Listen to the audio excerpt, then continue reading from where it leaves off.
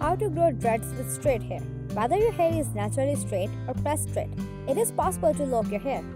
Back in the day, if you had put a relaxer in your head, your hair pressed straight, you would have to cut all the hair off and grow out an afro long enough to start forming locks. But now, that's not the case. If you want to keep your length and start your locks, you can do it. The most popular method for starting locks with your own straight or curly hair is interlocking. Some people get micro-size or sister locks done when their hair is straight. But the interlocking can be used to create any size locks. Make sure that the person doing your interlocking does not use a latch hook or a crooked noodle to do so. Both of those tools can damage your hair over time. If you're getting sister locks or micro locks done, then the sister lock tool is fine. If you're doing medium to large locks, it's best to do it with your fingers or a yarn needle to help your hair maintain its size and strength. First, get the essentials. Get hold of a few of your friends before you start the process.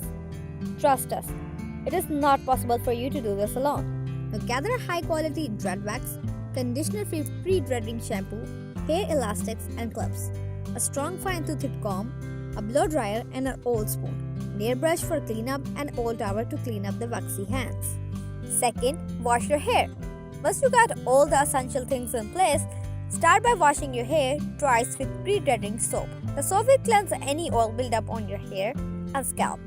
This is a very important step if you are serious about getting some permanent dreadlocks. Your scalp needs to be absolutely oil-free for locks to hold shape. Third, time to blow dry. Now you need to blow dry your hair upside down and sideways. Repeat this until your hair gets as big as possible. Stop blow drying when you look like a big hair giant. Once you got all your hair poofed up, you can start sectioning it. Fourth, get the sectioning done. This is where your friends come into the picture. Start dividing your hair into sections starting from the nape of your neck. Work your way upwards and clip each section to secure the strands. Start dreading one strand at a time.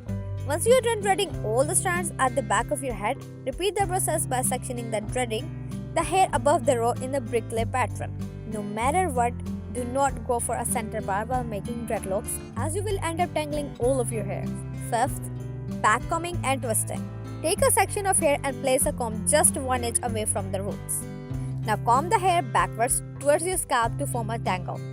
Push the tangles up towards the scalp and then from the roots, bring your comb down to the tip to create a tight uniform texture throughout the strand. This is how you dread all the hair strands. The tangled knot near the roots will help new hair growth to dread naturally. Once you have gotten all the strands tangled and knotted, simply twist them into cylindrical shapes. Thanks for watching.